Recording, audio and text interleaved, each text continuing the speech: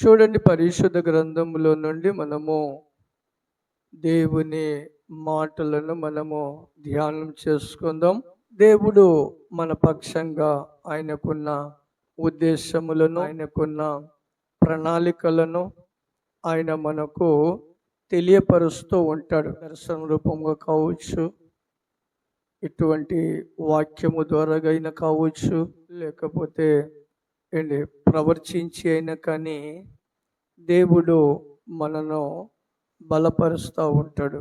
దేవుని ఆలోచనలు 3 రకాలుగా ఉంటాయి. ఆయన ఎలాగైనా కానీ మనలను బలపరుస్తాడు. హల్లెలూయా. అయితే కొన్ని సందర్భాలలో కూడా ఎక్కువగా దేవుడు వాక్యము ద్వారాగానే బలపరుస్తూ ఉంటాడు. మనకి వాక్యం చేత మనలను బలపరుస్తూ ఉంటాడు. హల్లెలూయా. దేవుని ఉద్దేశాన్ని ఒక్కసారి మనము ధ్యానం చేసుకుందాం. యెషయా గ్రంథము 3వ అధ్యాయము 10వ వచనాన్ని ఒకసారి చదువుకుందాం. మీకు మేలు కలుగునని నీతిమంతులతో చెప్పుము, వారు తమ క్రియల ఫలమును అనుభవింతురు. చాలు. ఇక్కడ దేవుని ఉద్దేశము ఏం కనబడుతుందంటే, మీరు అంటున్నాడు. అక్కడ ఏమంటున్నాడు ఆయన? మీకు మేలు కలుగునట్టు. చూడండి, దేవుడు ఏం చేస్తున్నాడట? మేలు కలుగ చేస్తానంటున్నాడు. మీకు మేలు కలుగునట్టు. మనకు మేలు చేయాలని దేవుని ఉద్దేశములు ఉన్నాయి. దేవుడు మనకు మేలు చేయాలని ఎంతగానో ఆయన ఆశ కలిగి ఉన్నాడు. హల్లెలూయా, హల్లెలూయా. అయితే కొన్ని సందర్భాలలో మనం చూసినప్పుడు మేలులు మనకు రావట్లేదు. కారణం ఏంటి అని దాని తర్వాత వివరణ చేద్దాం. దేవుడు మేలు చేయడానికి ఉద్దేశం కలిగినప్పుడు దానితో పాటుగా ఆ మేలు పొందనీయకుండా దుష్టుడు ముందు వచ్చేస్తాడు. దేవుడు ఏదైతే మేలు చేయాలనుకుంటాడో ఆ మేలుని పొందనీయకుండా దుష్టుడు ఎమ్మటే వచ్చేస్తాడు.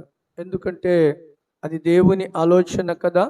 ఈ దేవుని ఆలోచన నీ మీదికి ఏదైతే ఆయన కలిగి ఉన్నాడో ఆ ఆలోచనలను వేరు చేయటానికి, మేలు కలిగ చేయడానికి దేవుడు ఉద్దేశించినప్పుడు దుష్టుడు కూడా అంత త్వరగా వస్తూ ఉంటాడు. ఎందుకు వస్తాడంటే ఆ ఆశీర్వాదం నిన్ను పొందనీయకుండా చేస్తాడు. హల్లెలూయా, హల్లెలూయా. ఒక వ్యక్తి మనం చూస్తే ఇద్దరు వ్యక్తులు ఉన్నారు.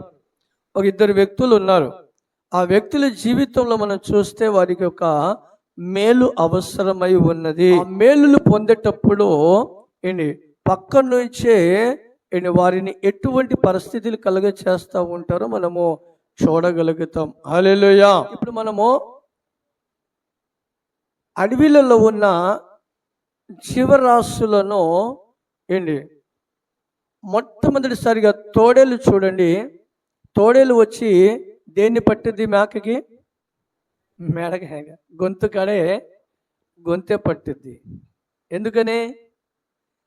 అసలు మొత్తం ప్రాణమంతా గొంతు కాడే ఉంది. ఏ జీవరాశికైనా సరే, మనం కూడా పాముని కొట్టేటప్పుడు చూడండి, వెనక బాడీ మొత్తం ఎంత కొట్టినా అది వెళ్తూనే ఉంటుంది పాము. దాని తలకాడే కొట్టంగానే ఆ గొంతు పగిలిపోద్ది. అప్పుడు ఏమవుతుంది? చనిపోద్ది. కనుక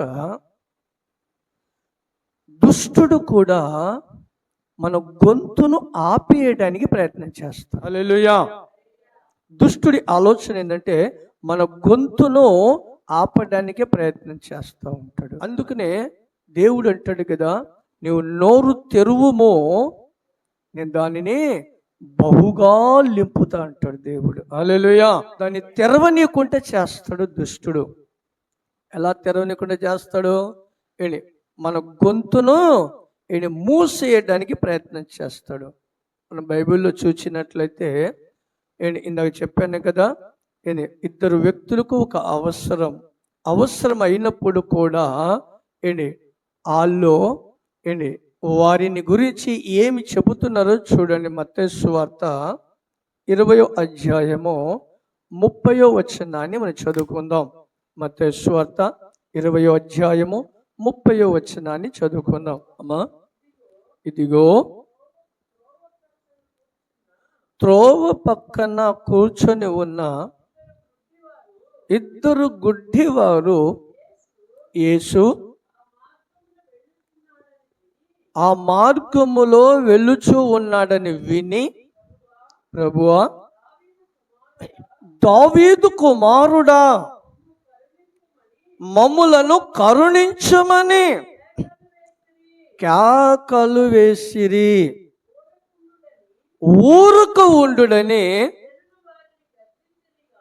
ప్రజలు వారిని గద్దించిరి. కాని వారు, ప్రభువా,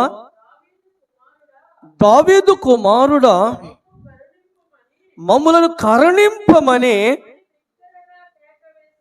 మరి బిగ్గరగా కేకలు వేసిరి. హల్లెలూయా, హల్లెలూయా.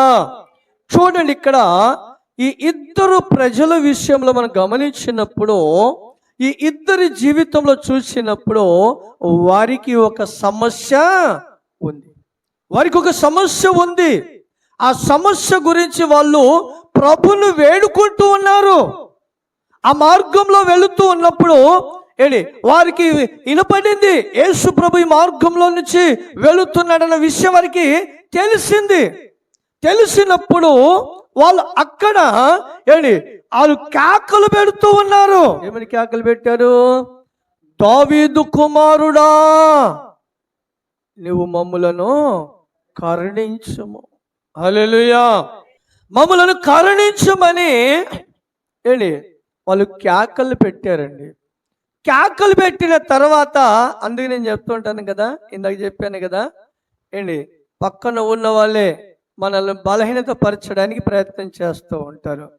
దేవుడు ఆశీర్వదించాలనే ఉద్దేశం కలిగినప్పుడు, ఆ ఆశీర్వాదం పొందాలని మనము ఆశ కలిగినప్పుడు ఒకసారి ఉపవాసం ఉన్నాం అనుకో, భలే ఉన్నావులే, ఉపవాసం చాలులే, కానీ అంతకుముందు ఉంటే ఏమన్నా నీకు నా దొరికిందా? ఉపవాసం ఉండగానే నీకేమైనా వచ్చిందా? ఏమి రాలేదుగా. అంతే. ఏంటంటే బైబుల్ అది. హల్లెలూయా. ఏంటంటే అది బైబుల్ అది. అలా అంతే. దేవుడు చెప్పాడు, ఏదో వారికి చేశాడు. అందుకు నీవెందుకు ఉపవాసం ఉంటావు? నీవెందుకు ప్రార్థన చేస్తావు? ప్రార్థన ఉపయోగం ఉంది? ఎప్పుడో ఒకసారి మనకు ఆచారపూర్వక భక్తిగా వెళ్తే చాలులే అని మనలను అణిచేవారిగా ఉంటారు. హల్లెలూయా. మనల్ని అణిచేవారిగా ఉంటారు. సమాజము మనకు ఎప్పుడు కూడా అణిచేవారిగా ఉంటది. కనుక మనము ఏం చేసేవారిగా ఉండాలి?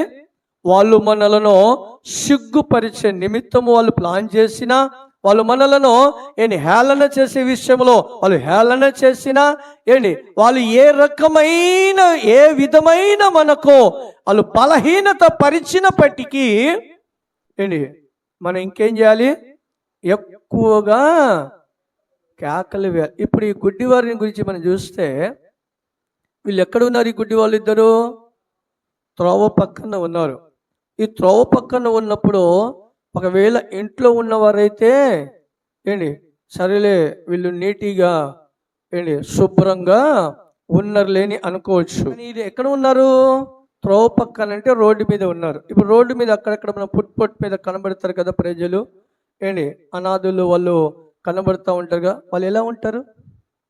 వాళ్ళ బట్టలు సరిగా ఉండవు, వాళ్ళకి స్నానాలు ఉండవు. అటువంటి స్థితి కలిగిన వారే ఉంటారు ఈ గుడ్డివాళ్ళు. అలా ఉన్న వారిని చూసి ఆ ప్రజలు అనవచ్చు, అరే గుడ్డివాడా, ఊరుకో, దేవుడు నీకాడ వస్తాడు, నీకు స్నానాలు లేదు, గతి లేదు. కానీ నీకు స్నానాలు లేదు, ఏం లేదు, నీకాడ దేవుడు ఎందుకు వస్తాడో? ఆయన పరిశుద్ధమైన దేవుడు, ఆయన శక్తివంతుడు దేవుడు, నీ దగ్గర ఎందుకు వస్తాడు ఆయన అని వాళ్ళకి అలా బలహీనపరచవచ్చు.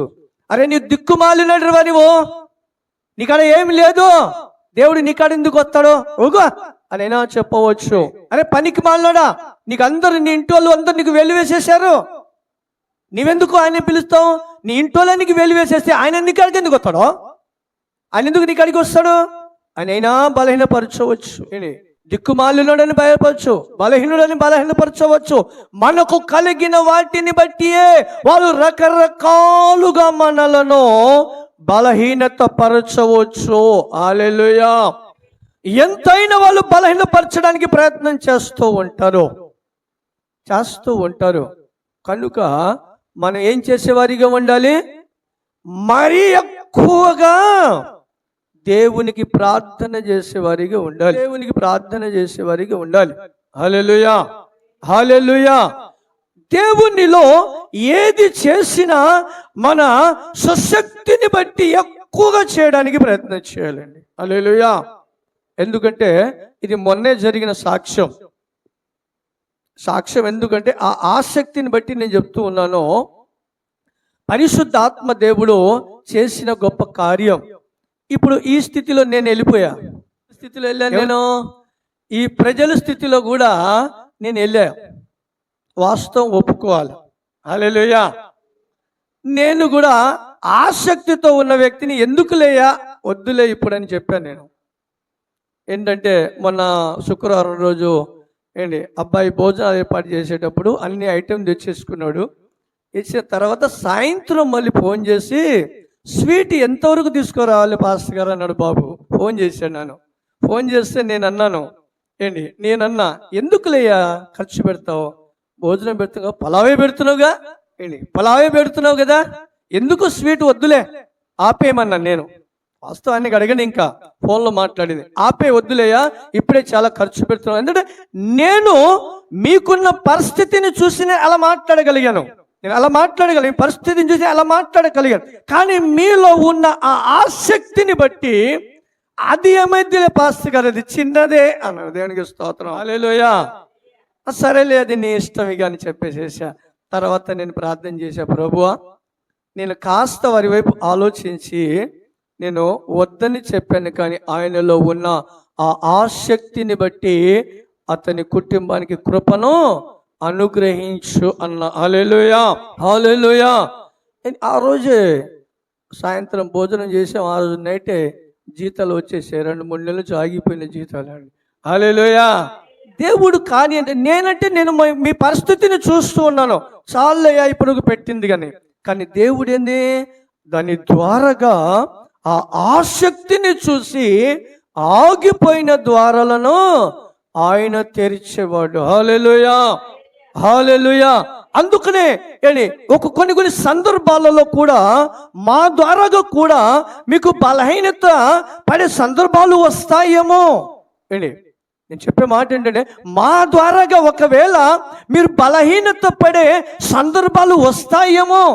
మాటల ద్వారా కావచ్చు, మా ఆలోచన ద్వారాగా కావచ్చు, ఏది ఏమైనప్పటికీ మీలో ఇంకా ఎక్కువగా ఏం చేయాలి? ఆసక్తిని పెంచాలి. హల్లెలూయా.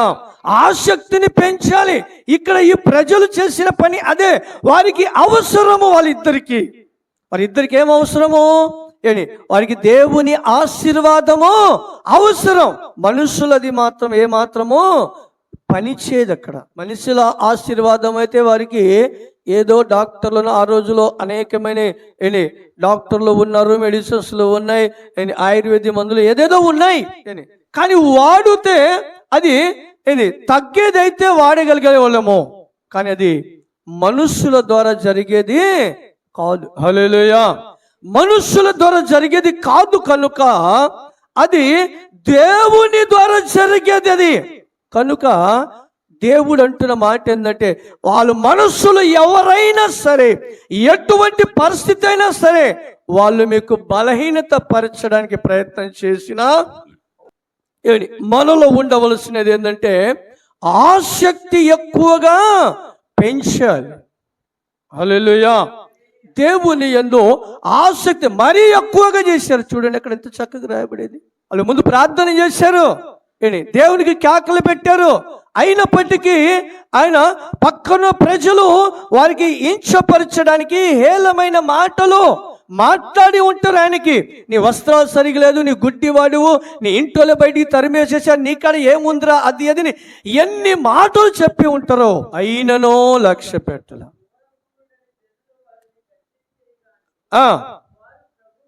ప్రభువా, దావీదు కుమారుడా, మమ్ములను కరుణించమని. చూసారా, మరీ బిగ్గరగా కేకలు వేశారు, విడిచిపెట్టలేదండి. యేసు నిలిచి వారిని పిలిచి,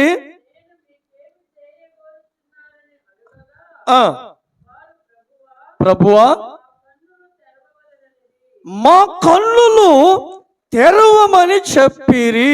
హల్లెలూయా, హల్లెలూయా. ఈరోజు మీరు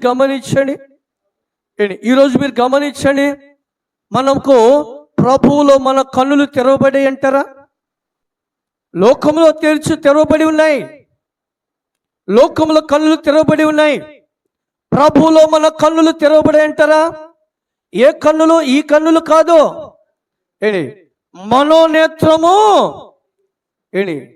మన మనోనేత్రం ఒకటి ఉంది, దాని ద్వారాగానే మనం ప్రభుని చూడగలుగుతాము. ఈ కన్నులతో చూసేది అన్నీ కూడా పాపమే కనబడుద్ది. కానీ మరొక కన్ను ఉంది మనకి, అది పరిశుద్ధతను చూపించేది. అది హల్లెలూయా, హల్లెలూయా. లోకములో ఉన్నది జరుగుతున్న భయంకరమైన పాపములను చూడడానికి ఈ కన్నులు ఉన్నాయి. కానీ మనకు లోపల ఉంది అసలైన మరొక కన్ను. హల్లెలూయా. ఆ కన్నులు ఎవరికి తెరవబడిందో తెలుసా? బైబిల్లో ఆ కన్నులు ఒక వ్యక్తికి తెరవబడిందండి. మంచి యవ్వన కాలములో ఉన్నప్పుడు ఆయన కన్నులు తెరవబడ్డాయి కాబట్టి పాపము తన ఎదుట వచ్చి నిలిచి ఉన్నా, అది నిలిచి ఉండలేదండి, పాపము వెంబడించింది. హల్లెలూయా. పాపము ఎప్పుడు కూడా వెంబడించుద్దండి. పాపము ఎన్నడూ కూడా వెంబడించుద్ది. ఆ పాపము తనకు వెంబడించిన కానీ ఈమె అనుకుంటుంది, ఇంకా ఈ గదిలో ఎవరు లేరు. హల్లెలూయా. ఏమనుకుంటుంది తెలుసా? ఇంకా ఈ ఇంట్లో ఎవరు లేరు, ఇంట్లో ఎవరు లేరు అనుకుంటుంది ఏమా. కానీ కన్నులు తెరవబడిన వ్యక్తి అన్న మాట ఏంటో తెలుసు అక్కడ? ఇదిగో నా దేవుని దృష్టికి నేను ఇటువంటి భయంకరమైన పాపమును నేను చేయలేను. హల్లెలూయా. అది ఆయన నేత్రములు వెలిగింపబడినాయి. పాపము వెంబడించిన ఇదిగో నా దేవుడు చూస్తూ ఉన్నాడు అన్నాడు. అప్పుడు ఆయన నేత్రము వెలిగింపబడినప్పుడు ఆయన దృష్టికి ప్రభువు కనబట్టేటండి. హల్లెలూయా. మరో వ్యక్తిని మనం చూస్తే ఆయన ప్రార్థన చేస్తాడు. నేత్రము వెలిగింపబడిన వ్యక్తి ఇంట్లో కూర్చొని దేవునితో ప్రార్థనలు చేస్తా ఉన్నాడు.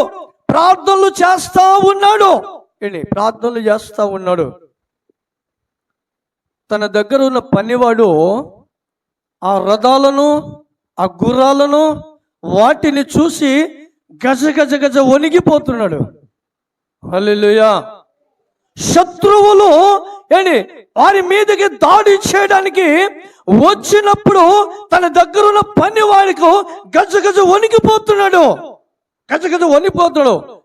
అయ్యా, ఇదిగో ఈ గుర్రములు, రథములు మనలను చంపడానికి పరిగెత్తుకుంటూ వస్తున్నాయి, చూడు ఒకసారి అని వారికి తెలియపరిచినప్పుడు నేత్రము వెలిగింపబడిన ఆ వ్యక్తి అంటాడు, ప్రార్థన చేస్తాడు, అయ్యా ఈ మనుష్యుని కన్నులను తెరువుము అంటాడు ఆయన. హల్లెలూయా, హల్లెలూయా.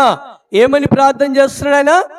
అయ్యా ఈ మనుష్యుని కన్నులు నీవు తెరువమన్నప్పుడు ఆయన ప్రార్థన చేయంగానే ఎమ్మటే ఆయన కన్నులు తెరవబడ్డాయండి. ఆయన కన్నులు ఎప్పుడైతే ఆ తెరవబడ్డాయో ఎమ్మటే ఆయన దేం చేశాడు తెలుసా? ఈ ప్రవక్త ఎదుట ఉన్న చుట్టూన ఉన్న గుర్రములు, రథములు అగ్నితో బగ్గ మండుతున్నాయంట. హల్లెలూయా, హల్లెలూయా. చూసారా, అగ్నితో బగబగ మండుతున్న గుర్రములు రథములు చుట్టూన కంచె వేసి ఉంచినట్టుగా ఆ మనుషుని కనబడిందండి. అప్పుడు ఆయన సంతోషించాడు. హల్లెలూయా, హల్లెలూయా. అందుకనే ఎక్కడ ఆ మనుషులకి ఏం తెరవబడలేదు? కన్నులు తెరవబడలేదండి. ఈరోజు కూడా మనం గమనిస్తే, మనం సమస్యను చూసి భయపడుతున్న వారి కన్నులు ఇంకా తెరవబడలేదండి. వారి కన్నులు తెరవబడలా. ఎందుకో తెలుసా?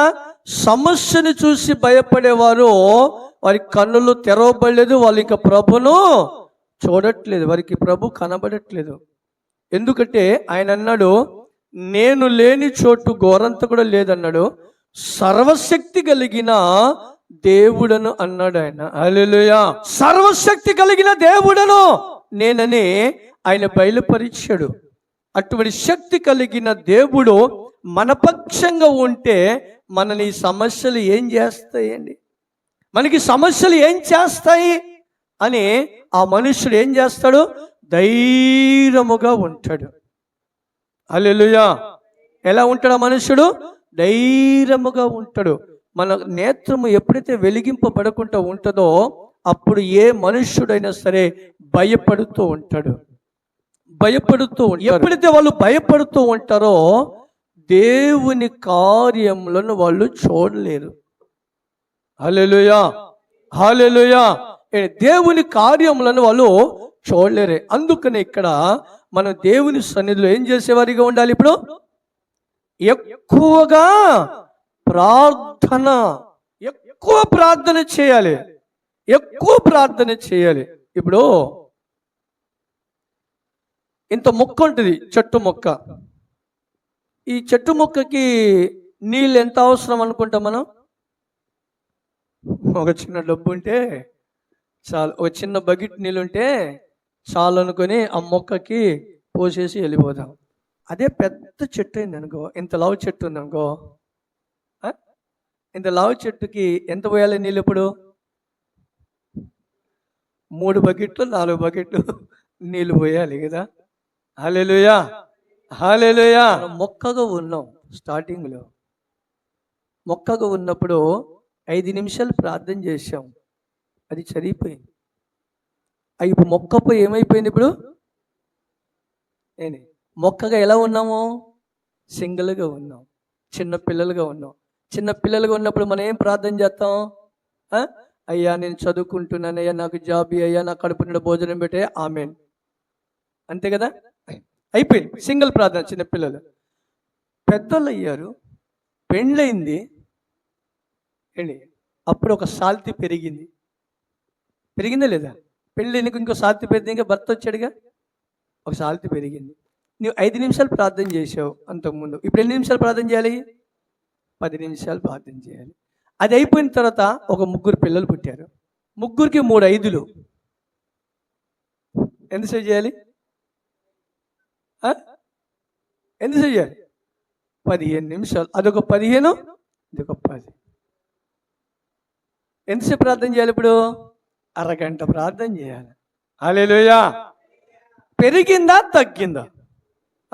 పెరగాలి. మనం వెతుకుతున్న కొలది మన ఆత్మీయ జీవితంలో మనము సమస్యలు పెరిగే కొలది, మన కుటుంబం పెరిగే కొలది, చెట్టు పెరిగే కొలది వాటర్ పెంచినట్లుగా, హల్లెలూయా, చెట్టు పెరుగుతున్నట్టుగా దానికి వాటర్ ఎలా పెంచుతూ ఉన్నామో మనం ఆత్మీయ జీవితంలో మనము వెతుకుతున్న కొలది కూడా ప్రార్థన కూడా అంతా పెరగాలి మనకి. హల్లెలూయా. ప్రార్థన కూడా అంతగా పెరగాలి. ఎంతసేపు? 5గురికి అరగంట పట్టింది. ఈ 5గురికి వచ్చేసేసి 5 సాల్తీలు వేసుకో. 5గురికి 5 సాల్తీ. వారి మీద బాధ్యత లేదా? మనవరాలు మనవడు వాళ్ళ మీద బాధ్యత లేదా? ఉందిగా. మరి వారి 5గురికి 5 వేసుకోండి, 25 మంది అయ్యారు. 25 మందికి 25 నిమిషాలు లెక్కేసుకో. ఎంతసేపు ప్రార్థన చేయాలి ఇప్పుడు? ఎందుకు నీకు ప్రార్థన చేయాలి? ఇప్పుడు నీకు భారము, నీకు బాధ్యత, నీలో ఉన్న ఆసక్తి ఎంతగా ఉండాలో ఎంతగా ఉండాలో ఒకసారి గమనించని. అది లేకయే బైబిల్ చెప్తున్నాడు ఆయన. మన బైబిలే ఆధారం. బైబిలే ఆధారం. ఇలాగున చేయకంట. యెషయా గ్రంథంలోకి మనం వెళ్తే 42వ అధ్యాయము 19వ వచనాన్ని చదువుకుందాం. యెషయా గ్రంథము 42వ అధ్యాయము 19వ వచనాన్ని చదువుకుందాం. నా సేవకులు తప్ప, అబ్బో హల్లెలూయా, ఎవరంట? నా సేవకులు తప్ప మరి ఎవరు గుడ్డివాళ్ళు? నేను పంపి ఉన్న నా దూత తప్ప మరి ఎవరు పిరికివాడు? ఇంకా పాస్టర్ గారికి అని సంబరపడబోకండి. సేవకుడు అనగానే కింద వచ్చింది ఏమని వచ్చింది? భక్తులు ఎవరు? హల్లెలూయా. అందరికి ఇచ్చాడు నాన్న బహుమతి. దేవుడు అందరికి ఇచ్చాడు లడ్డూలు. ఇప్పుడు సేవకులకి ఇచ్చాడు. దూతలంటే ఎవరు అమ్మా? దూతలంటే ఎవరు? దూతలు ఏం చేస్తాయి? పరిచర్య చేసేది, పని చేసేవాళ్ళు, నాయకులు. నాయకులు మన సంఘంలో పెద్దవాళ్ళు ఎంచబడిన వారు దూతలు. వాళ్ళు దూతలు. సేవకులు సేవ పనిచేసే, దేవుని పనిచేసే సేవకులు. ప్రభు దగ్గర పని చేసేవాళ్ళు దూతలతో సమానము. సంఘంలో ఉన్న సంఘ పెద్దలు దూతలతో సమానముగా ప్రభువు తన దూతను పంపించాడు. సంఘంలో ఉన్న సంఘ పెద్దలే దూతలు. వాళ్ళు కూడా ఎట్లా ఉన్నారంట? గుడ్డివారు కాబట్టి ఆ దూత. యేసు ప్రభు దేవుడు లేడు, ఎవడు లేడు, మేము అన్ని పరిచర్య చేస్తుంటే పరిచర్య మొత్తం చేసేది మేమే. సింహాసనం మీద కూర్చునేది, సింహాసనం మీద కూర్చుంది ఎవరు? దేవుడా. మేమేమో అన్ని చర్చి ఉడుస్తాము, ఆ పాస్టర్ గారికి అన్ని తుడిచి పెడతాము, ఆయనకి అన్ని తెచ్చిన పడితే కూర్చొని 4 మాటలు చెప్పేసి స్తోత్రం ప్రభాని ప్రార్థన చేసి వెళ్ళిపోతాడు ఆయన. అంతేగా 4 మాటలు చెప్పి పాస్టర్ గారు ప్రార్థన చేసి వెళ్ళిపోతాడండి ఆయన. ఆయనకేనా సింహాసనం, మాకుండదా? అన్ని పని చేసేది మేమే అని చెప్పి అనుకున్నామా? దూత ఎవరు? లూసిఫర్. హల్లెలూయా. లూసిఫర్ దూత అలా అనుకొని దేవుని సింహాసనం మీద కూర్చోవాలని ప్రయత్నం చేసి ఒక్కడి తన్నాడు. ఎవరు? ప్రభు ఒకటి తన్నాడు. ఆకాశాన్ని వదిలిపెట్టి హల్లెలూయా భూమి మీదకి వచ్చి పడిందండి. పరిచర్య చేసేవాళ్ళు మీరు దూతలు. సంఘంలో పని చేసేవాళ్ళు దూతలు. దూతలతో పోల్చాడు దేవుడు సంఘ పెద్దలకి. ఇటువంటి సత్యాలు చాలా మందికి తెలియదు. పరిశుద్ధాత్మ దేవుడు మాత్రమే వారిని బలపరుస్తూ ఉంటాడు. పరిచర్య చేసే మీరు దూతలు. మీరేమన్నా మామూలు చిన్న చిన్న మనుషులు గారు. దూతలతో పోల్చాడు దేవుడు. హల్లెలూయా. దూతలతో పోల్చాడు దేవుడు సంఘంలో పని చేసే వారిని. పరిచారకులను దూతలతో పోల్చాడు దేవుడు. మరి కిందికి వస్తే 3వ వ్యక్తులు ఎవరంట? నా భక్తులు. భక్తులు. ఈ భక్తులు కూడా ఎటువంటి వారంట? గుడ్డివారు. దేవుడు అన్నాడు మరి ఎక్కువగా మీరు కేకలు వేయాలి. ఆ కేకలు ఎవరు వింటారండి? ఎవరు వింటారు? కొంతమంది ప్రార్థన చేస్తా ఉన్నారు కదా. కొంతమంది అనుకుంటారు వీళ్ళు ఏమనుకుంటారో నా ప్రార్థన చూసి, వాళ్ళు ఏమనుకుంటారో నేను పాట పాడదని చూసి, వీళ్ళ స్వరం బాగుంది కాబట్టి నన్ను సిగ్గుపరుస్తారేమో అని. అటువంటి దేని మీద కూడా మన మనసు పెట్టకూడదు. బైబిల్లోకి వెళ్దాం, మీకు వాక్యం చూపిస్తాను చూడండి. గ్రంథము 29వ అధ్యాయము 12వ వచనాన్ని చదువుకుందాం. ఇర్మియా గ్రంథము 29వ అధ్యాయము 12వ వచనాన్ని చదువుకుందాం.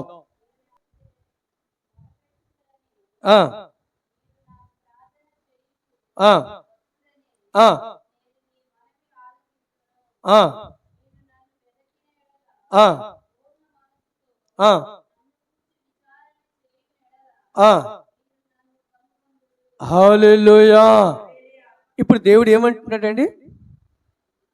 మీరు నన్ను ప్రార్థన చేయుదురేమో అని దేవుడు అంటాడు. మనము ప్రార్థన చేస్తామేమో అని, గట్టిగా కేకలు పెడతామేమో అని, ఆయనకి గట్టిగా ప్రార్థన చేస్తామేమో అని ఆయన ఏం చేస్తున్నాడట? ఎదురు చూస్తూ ఉన్నాడు దేవుడు. హల్లెలూయా. ఈ ప్రార్థన చేయకనే ఈ మనుషులు గుడ్డివారై ఉన్నారు. ఎలా ఉన్నారు వీళ్ళు? గుడ్డివారై ఉన్నారు. ప్రార్థన చేసే టైంలో ప్రార్థన చేయరు. ఏంటి? దేవుని స్తుతులు చెల్లించే టైంలో స్తుతులు చెల్లించరు. ఏంటి? దేవుని సన్నిధిలో నడిపింపబడరు. ఏంటంటే వెళుతున్నామండి అంటే వెళుతున్నాం అన్నట్లుగా జీవిస్తూ ఉంటారు. హల్లెలూయా, హల్లెలూయా. చూశారని మరి ఎక్కువగా దేవుడు మనకిచ్చిన ధన్యత, మరి ఎక్కువగా చుట్టుపక్కల ఉన్న వాళ్ళు ఏంటి? పిచ్చి మొక్కలు అనేకమైనవి ఉంటాయి. పిచ్చి మొక్కలు అనేకమైనవి ఉంటాయి. ఎందుకంటే వాళ్ళు ముందు బాగుపడరు, వాళ్ళు ఆశీర్వదింపబడరు, పక్కనున్న కూడా ఆశీర్వదింపనీయుడు. హల్లెలూయా. బర్రె చేసే పని ఏంటి? తను పరిశుద్ధంగా ఉండదు, తన్నెళ్ళి బురదలో డొల్లుద్ది, తన పక్కనున్న కూడా ఆ బురద పూసిద్ది. హల్లెలూయా. ఓడ్చుకోదు. అందుకనే ఈ బురదలో ఉన్న ఈ బర్రెలకు మీరు ఎలా ఉండమంటున్నాడు దేవుడు తెలుసా? ఏంటి? కీర్తన గ్రంథము 1వ అధ్యాయము 1వ వచనంలోనే అన్నాడు ఆయన, దుష్టుల ఆలోచన చొప్పున నడవక, పాపుల మార్గములోకి నిలవక. ఇంకా చూడండి, మీరు ఇంకొక విషయం మీకు చెప్పనా? ఒక్కొక్క సందర్భంలో వాళ్ళు దూషిస్తారు మనల్ని. ఏంటి? వాళ్ళు దూషిస్తారు మనల్ని. ఒక్కొక్క సందర్భంలో దూషిస్తారు, తిరిగి వారి దగ్గరికి వెళ్తాం మనం కదా, తిరిగి వారి దగ్గరికి వెళ్తాం. అది అర్థం చేసుకోలేరు. హల్లెలూయా. ఏంటి? అర్థము చేసుకోలేక, అయ్యో వీళ్ళు ఒకసారి మనం దూషించారు కదా, వారితో మనకెందుకండి, వారితో మనకేం పని, ఏంటి? వారితో మనకు అసలు ఏమాత్రమును అవసరం లేదు అని వారికి దూరంగా ఉండరండి. బైబిల్ చెబుతుంది, దుష్టుల ఆలోచన చొప్పున మీరు నడవక, పాపుల మార్గంలోకి మీరు నిలవక, అపహాసకులు కూర్చున్న చోట. ఇది ప్రాముఖ్యమైనది. ఎవరిలో అపహాసము చేస్తూ ఉంటారు కదా, అపహాసకులు ఉంటారు కదా, దూషిస్తూ ఉంటారు కదా, ఎవరిని పడితే అబ్బో భలే ప్రార్థన చేసింది మహాతల్లి, అపహాసకులు వీళ్ళు. భలే వెళ్ళిందిలే పెద్ద బైబిల్ పట్టుకొని ఇవే, అబ్బో ఇంత ప్రార్థన పరులు అంటాం. ఇప్పుడు ఏంది? దేవదూత అంటండి ఈమె, ఎంత చక్కగా బైబిల్ పట్టుకొని వెళ్తుంది అందరికన్నా ముందు. ఈమె దేవదూత కాదు, యేసు ప్రభు ఈమెనంట, మరియమ్మ తల్లి ఈమెనంట అని చెప్పే అపహాసకులు అనేకులు ఉన్నారు. అయినప్పటికీ, ఎవరు ఏమి చెప్పినప్పటికీ మనము మరి ఎక్కువగా దేవునికి ప్రార్థన చేసేవారిగా ఉండాలి. అక్కడ ఏం చెప్తున్నా ఇర్మియా గ్రంథంలో దేవుడు? ఏం చెప్తున్నా ఇర్మియా గ్రంథంలో? మీరు ప్రార్థన చేయుదురేమో, మీరు నన్ను వేడుకుంటారేమో అని నేను ఎదురు చూస్తూ ఉన్నాను అంటున్నాడు దేవుడు. హల్లెలూయా. దేవుడు మనకంట మన ప్రార్థన ఆలకించాలని ఆయన మనకు ఎదురు చూస్తూ ఉన్నాడంట. మనుషులతో మనకేం పని అండి? మనకి కావలసినది దేవుడు, మనకి కావలసినది దేవుని కార్యం. మనకు దేవుడు కార్యము చేయాలి కానీ మనుషులు ఎవరేం చేస్తారు? ఎవ్వరు ఏమీ చేయలేరు. హల్లెలూయా, హల్లెలూయా. అందుకనే మనము దేవుని సన్నిధిలో మనం ఎక్కువగా బలపడేవారిగా ఉండాలి. హల్లెలూయా, హల్లెలూయా. ఏంటి ఆ విషయం గురించి మరొక సందర్భం ఏంటి రెండవ దినవృత్తాంత దినము 15వ అధ్యాయము 7వ వచనాన్ని ఒకసారి చదువుకుందాం.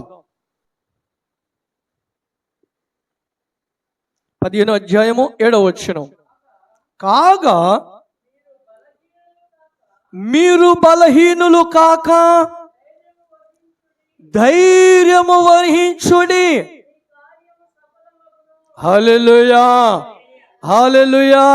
చూశారా, మీ కార్యములు సఫలమును. ఇప్పుడు ధైర్యముగా ఉన్నప్పుడు మీరు అధైర్యపడవద్దు, మీరు భయపడవద్దు. సింహము లాంటి దేవుడు మనకుంటే, శక్తివంతుడైన దేవుడు మనకుంటే, సర్వశక్తి కలిగిన దేవుడు మనకుంటే మనం ఏ విషయంలో గురించి కూడా భయపడవద్దండి. ఎప్పుడు కూడా మనము భయపడకూడదు. ఎందుకని మనము భయపడినప్పుడు మనం కుంగిన ఎడల దేవుని మహిమ చూడలేం. మనం ఎప్పుడైతే కృంగిపోతామో అప్పుడు దేవుని శక్తి మనం చూడలేం. దేవుని శక్తి మనం చూడాలి అంటే ఆయనలో మనము ఇంకా ఆసక్తి కలిగి ఉండాలి. హల్లెలూయా. ఇంకా ఆసక్తి కలిగి మనము ఉండాలి. అయితే మరొక మాట మీకు చెప్తాను వినండి. ఈ సమాజం మనకు అనేకమైన విషయాలలో అధైర్యపరిచిన పట్టిక కూడా ప్రభు మనకి నేర్పిస్తున్న ఒక మంచి సత్యం. మత్తయి సువార్తలో మనం వెళ్తే ఆ మత్తయి సువార్త 5వ అధ్యాయము 11వ వచనం కానీ మనం చదివితే అక్కడ ప్రభు తెలియపరిచిన మాటని, నా నిమిత్తము చూడండి, జనులు మిమ్మలను నిందించి హింసించి మీ మీద అబద్ధముగా చెడ్డ మాటలన్నీ ఎల్లప్పు పలికినప్పుడు మీరు ధన్యులు. హల్లెలూయా, హల్లెలూయా. మరొక సందర్భంలో ప్రభు అంటారు, మీకు మేలు చేసిన వారికే మీరు మేలు చేస్తే ప్రయోజనం ఏమీ ఉండదంట. మీరు అంటారు కదా, మా అన్నయ్య వచ్చాడని మేము వాళ్ళ ఊరికి వెళ్ళినప్పుడు నాకు 1 కేజీ మాంసం తెచ్చి పెట్టాడు కాబట్టి నేను 2 కేజీలు మాంసం తెచ్చి పెట్టాలంటారు కదా. బంధుత్వాలకు ఉన్న లక్షణాలు ఇది. హల్లెలూయా. వాళ్ళ ఇంటికి వెళ్ళినప్పుడు ఆయన కేజీ మాంసం తెచ్చి పెట్టాడు కాబట్టి నేను 2 కేజీలు మాంసం పెట్టాలి. ఆయన దగ్గర డబ్బులు ఉన్నాయి కాబట్టి ఒక 5,000 రూపాయలు చీరలు ఇప్పించాడు, నేను కనీసానికి 1,000 రూపాయల బట్టలైనా పెట్టాలి కదా. వాళ్ళు మేలు చేసే కానీ మనం మేలు చేయాలి. దానివల్ల ప్రయోజనం ఏమీ లేదు. బైబిల్ చెప్తుంది దానివల్ల మీకు ప్రయోజనం ఏమీ లేదు. వాళ్ళు చేశారు, నీవు చేసావు, ఉపయోగం ఏముంది? వాళ్ళు మంచి నీళ్ళలో స్నానం చేశారు, నువ్వు కూడా మంచి నీళ్ళలోనే స్నానం చేశావు. ఆయన బురదలో పడ్డారు, మీరు కూడా బురదలో పడ్డారు. హల్లెలూయా. అయితే ఇక్కడ ఉన్న సత్యం ఏంటంటే, మీలో ఆసక్తి పెరగడానికి దేవుడిచ్చిన మాట ఏంటంటే, మీ గురించి చెడ్డ మాటలు పలికినప్పుడు ఎలా మీరు ధన్యులంటే, వాళ్ళు మంచి కార్యాలు చేస్తే మీరు మంచి కార్యాలు చేస్తే ప్రయోజనము లేదు. వాళ్ళు మీ మీద అబద్ధముగా చెడ్డ మాటలు పలికినప్పుడు మీరు ఇంకా సంతోషముగా ప్రభు సన్నిధిలోకి రావాలి. హల్లెలూయా. మీరు ఇంకా అది వారు ఎంత మీకు బలహీనత పరిచిన ప్రయత్నము చేసినా మీరు బలవంతులై ఆయన సన్నిధికి వచ్చారే, అది మేలు. హల్లెలూయా, అది మేలు. వాళ్ళు మనకి ఎంత చిత్రహింసలు పెట్టినా, ఎంత హింసలు చేసినా, వారు మనకి ఎన్ని హింసలు పెడితే అన్ని ఆశీర్వాదాలు. మనము బైబిల్లో మరొక చోట అంటే దేవుడు అంటే, మీరు మేలు చేసి సంతోషం పొందడం కాదు, మీకు కీడు చేసిన వారికి నువ్వు మేలు చేసి సంతోషించమంటున్నాడు ఆయన. హల్లెలూయా. కీడు చేసిన వారి దగ్గరికి వెళ్ళి కీడు చేయించుకొని వారి ద్వారాగా మీరు సంతోషించాలంట. అప్పుడు మీ ఫలము అధికం అవుతుంది పరలోకములో. హల్లెలూయా. అందుకనే ఈరోజు పరిశుద్ధాత్మ దేవుడు మాట్లాడిన మాట ఏంటంటే, మనకి ఎన్ని చెడ్డ మాటలు వాళ్ళు పలికినా అవన్నీ ముచ్చేయాలి. హల్లెలూయా, అవన్నీ ముచ్చేయాలి. నన్ను చేతబడి చేసినోనికి నేను రోజు ఆయన కోసం ప్రార్థన చేస్తాను. ఆయన నన్ను చేతబడి చేసిన కోసం నేను ప్రార్థన చేస్తాను. ఎందుకు తెలుసా? ఆయన ఆ రోజు నాకు చేతబడి కానీ చెయ్యకపోతే ఈరోజు నేను పరుగుని ఎరిగేవాడిని కాను. హల్లెలూయా, ఈరోజు నేను ప్రభుని ఎరిగేవాడిని కాను. ఆయన నన్ను చేతబడి చేశాడు, పిచ్చోనైపోయి ఇల్లు వాకిలు వదిలిపెట్టి రోడ్డు మీదకి వచ్చేసాను. ఏం తిన్నానో ఏం త్రాగానో ఆ బాధ వేదన దేవుడు చూశాడు. చూసి ప్రభు నన్ను పట్టుకున్నాడు. హల్లెలూయా, ప్రభు పట్టుకొని ఈరోజు పరిశుద్ధంగా ఉంచాడు. అందుకనే కీడు చేసేవారి గురించి మనము వారి కోసం ప్రార్థన చేయాలి. అయ్యా నీకు వందనాలయ్యా. వాళ్ళు బూతులు మాట్లాడతారు, మన గురించి చెడ్డ మాటలు మాట్లాడతారు కదా. అమ్మ నీకు వందనాలమ్మ అని చెప్పి ఇంట్లోకి వచ్చి ప్రార్థన చేయాలి ఆమె కోసం. ఎందుకు తెలుసా?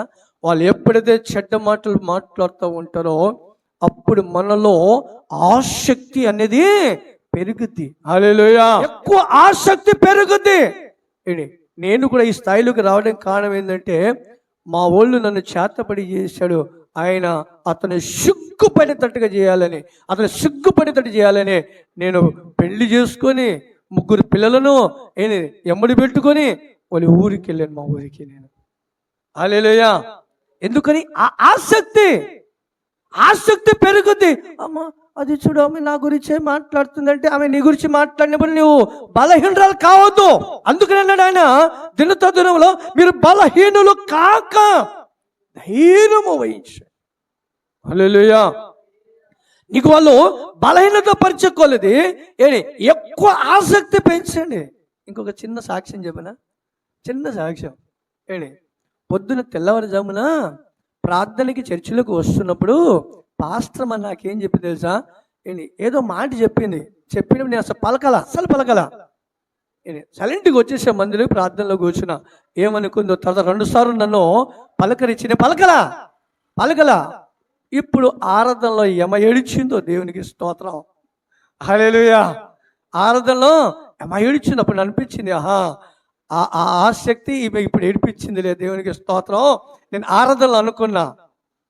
హల్లెలూయా, దేవుడు ఎప్పుడైతే మనం సైలెంట్ అయిపోతామో ఆయన బలపరుస్తాడు. మనకి ఆ ఆసక్తి మనలో పెరగాలి, ఆసక్తి మనలో రావాలి. వాళ్ళు బలహీన పరిస్థితేటప్పుడు మనలో ఆ ఆసక్తి పెరిగితే దేవుడు కార్యం చేస్తాడు. హల్లెలూయా, దేవుడు కార్యం చేస్తాడు. కనుక మనం ఈరోజు దేవుడు మాట్లాడాడు. ఎవరు గుడ్డివారు? ఇప్పుడు చెప్పండి, ఎవరు గుడ్డివారు? ఇప్పుడు దేవుడు గుడ్డివారా? మనమే గుడ్డివాళ్ళం. ఎలా గుడ్డివాళ్ళం అయ్యాం చెప్పండి? ఎలా గుడ్డివాళ్ళం అనే కరెక్టే. ఎలా గుడ్డివాళ్ళం అయ్యాం? అవతల వాళ్ళు మనలో బలహీనత పరిచేటప్పుడు మనలో ఆ ఆసక్తి పెరగకపోవడం. హల్లెలూయా, మన కోసం వాళ్ళు చెడ్డగా మాట్లాడినప్పుడు మనలో ఆ ఆసక్తి పెరగకపోవడము. వాళ్ళు మనకి అణిచివేయడానికి ప్రయత్నం చేసినప్పుడు మరి ఎక్కువగా కేకలు పెట్టకపోవడము, మరి ఎక్కువగా దేవుని కొలవకపోవడము, మరి ఎక్కువగా ప్రార్థన చేయకపోవడమే. ఆ విషయమే మనము గుడ్డివారమై ఉన్నాము. హల్లెలూయా, హల్లెలూయా. కనుక ఈరోజు పరిశుద్ధాత్మ దేవుడు మాట్లాడాడు. దేవుడు అంటున్నాడు, యెషయా గ్రంథం నుంచి మాట్లాడు, నేను మీకు మేలు చేస్తా. హల్లెలూయా, ఏం చేస్తుంటే దేవుడు మేలు చేస్తానన్న దేవుడు తన త్వరగా మేలు పొందడానికి మనం ఎటువంటి వారమై ఉండాలి? మనము ఆసక్తి పెంచే వారికి ఉండాలి. ప్రార్థన రోజుకి పెరుగుతూ ఉండాలి. రోజుకి ప్రార్థన పెరుగుతూ ఉండాలి, ఆసక్తి పెరుగుతూ ఉండాలి. రోజు చిన్న అవుతున్నాం, పెద్దగా అవుతున్నాం? మనం పెరుగుతున్నాం. మన బాడీ రోజుకి పెరుగుతుంది. వయసు పెరుగుతుందా తగ్గుతుందా? వయసు పెరుగుతుంది రోజుకి. కనుక మనలో ప్రార్థన పెరగాలి, మనకు జ్ఞానము పెరగాలి, దేవుని శక్తి మనలో పెరగాలి. అప్పుడు దేవుడు మన పక్షంగా కార్యము చేయడము మొదలు పెడతాడు. కనుక దేవుడు ఈ మాటలను దీవించి ఆశీర్వదించునుగాక. ఆమేన్.